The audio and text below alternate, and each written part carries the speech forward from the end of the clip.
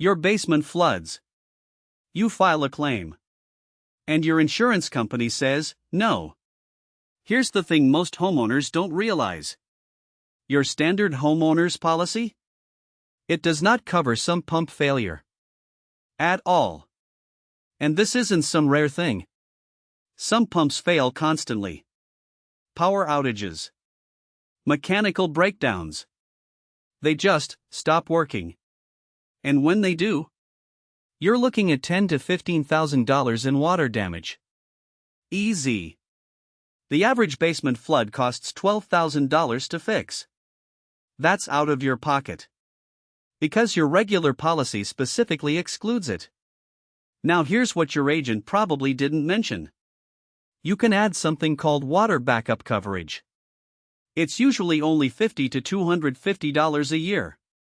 That's it. But you have to ask for it.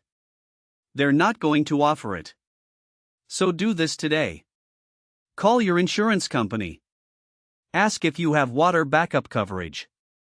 If not, add it. Before you're standing in 3 inches of water wondering why you're not covered. Save this. Share it with a homeowner you know.